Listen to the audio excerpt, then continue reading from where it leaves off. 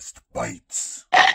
Welcome to Living 4D with Paul Chek. Today, Paul talks with pro bodybuilder Ben Pakulski. Pictures of Franco Columbu, Arnold Schwarzenegger, Lou Ferrigno, and a lot of the bodybuilders, Frank Zane, and you rarely ever saw them doing anything but free weightlifting, right? You know, bodybuilding, but with free weights, right? But then once Nautilus came along and Arthur Jones, and he started paying big money for bodybuilders to show up at his centers where they would get thousands of dollars to come work out there and they would market it. That triggered off this avalanche of isolation training on machines. Mm-hmm.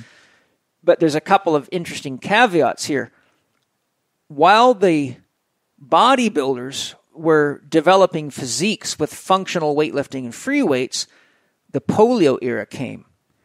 So what happened is that nurses were tasked with doing manual exercises to isolate muscles, because if you have polio and it's affecting your lower cervical spinal cord nerve roots, it'll shut off your biceps, your triceps, and your delts, right? C5, C6, C7, for example.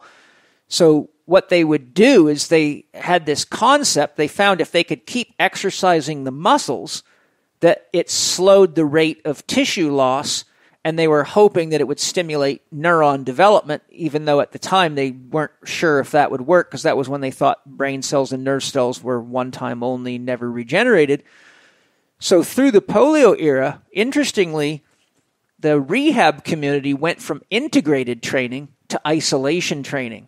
And as they became isolationists in the rehab community, the machine era came on.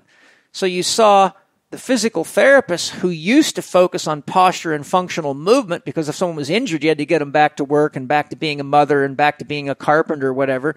And then the whole industry changed, and nurses that were tasked with all this isolation training became physical therapists. And that's how the field of physical therapy began. Interesting. It emerged out of the polio era, wow. And nurses were tasked with doing all this stretching and exercise all the time, so they developed a school of training called physical therapy.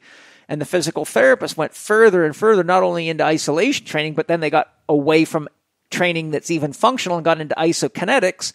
And isokinetics do not apply in an on-land gravitational experience. Unless you're swimming in water or paddling a boat, you don't have constant resistance. Nothing we do in the field of gravity gives us an isokinetic environment. Right. And so... But wouldn't that be the ideal scenario for challenging a muscle? Only if you don't want it to have functional strength, because your nervous system's recording the length-force relationships, speed of movement. It's very elaborate. And you know, to quote Al Vermeil, train slow, be slow. Avocado, motherfucker.